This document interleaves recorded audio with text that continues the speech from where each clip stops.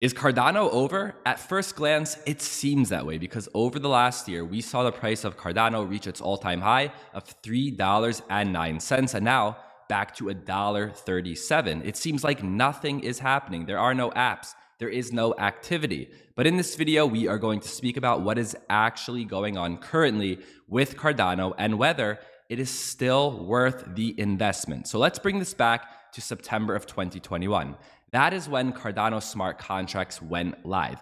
And when these contracts went live, it was actually a big disappointment because prior to the contracts going live, there was a big run up in the price because the narrative was when the contracts are live, there will finally be dApps on Cardano, dApps that can compete with these other blockchains.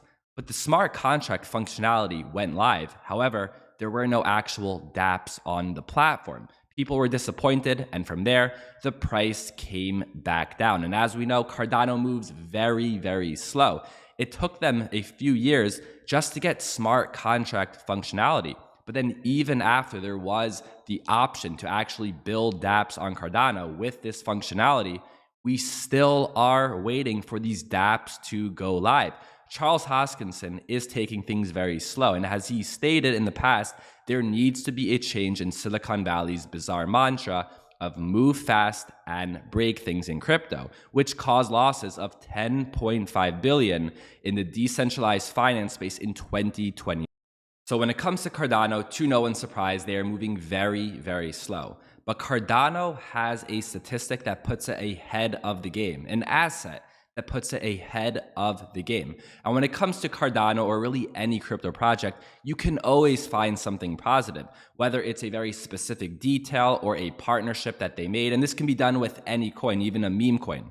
There's always something positive to find. I like to compare it to, for example, watching a basketball game. Sometimes I watch a basketball game and the announcers say so-and-so player is the first one to have 15 points and 18 rebounds and 4 assists in 6.5 minutes on a Wednesday night on the East Coast and so on. You can always find something very detailed and make it look positive. However, even within sports, there are always statistics that objectively few can argue against. For example, so-and-so player scored 100 points. No matter how you look at it, that's a very impressive statistic. Now, when it comes to Cardano, this impressive statistic that at this moment, objectively very few can argue against is that Cardano led the pack with the most developer activity in 2021. And this is massive. Let me explain to you how massive this is. When it comes to blockchains and crypto projects and even NFT projects, the most important asset, or one of the most important assets, is the community and the developers that continue to work on the project daily. If you have a blockchain project, a crypto project, an NFT project, and you release a final product and then you abandon it, the project will evaporate. It will suffer. This is why Ethereum is still the leader in DeFi. This is a project that has many developers in the community that are constantly working to improve. This is why instead of everyone leaving Ethereum, they said, hey, look at our community. Look how many developers are here. Instead of abandoning it, let's take what we already have and let's improve. Because of course, if it was based off of the final product, Ethereum would not be here. At the moment, it is expensive and it is very slow, but these developers are working to improve it. Blockchains are forever growing. Once you stop, you remain stagnant. These blockchains, for the most part, are over. So with Ethereum, for example, there are so many developers working on layer 2 scaling solutions to improve the speed and the cost of Ethereum. And at the end of this video, I definitely would recommend you watch my video on layer 2 solutions for Ethereum, how you can use them and potentially be part of airdrops in 2022. I will leave a link for that video in the description down below. So when we come back here to Cardano, they have this very valuable asset. Most developer activity in 2021, and this was a report that was put out by Santiment. And if we look at the report, there is a list of the top 20 projects by aggregated development activity based on their publicly available GitHub information for the year of 2021. As you can see, Cardano is leading the pack. Also, outside of pure development activity, they also track the amount of active contributors to any project's GitHub repo for broader insights about their developer network. And of course, Cardano led the pack as well. Leaders in average dev activity, contributors count in 2021. Like I said previously, this is one of the most valuable assets when it comes to a blockchain project in terms of its long-term future. So right now, even though there are no dApps on Cardano, it is actually more alive than ever. And this report is not really a surprise to me or to some of you that have been following this channel over the last year, because many months ago, we spoke about this report, the Blockchain Development Trends of 2021. And in this report, there was some information that makes what we're learning about today not really a surprise. And when this report came out, at that time, they looked back at the previous 12 months. And the first bullet point on this report was that Ethereum was the most actively developed blockchain protocol, followed by Cardano and Bitcoin. I want to repeat this again. Developer activity is such an important statistic when it comes to the long-term future of a crypto project.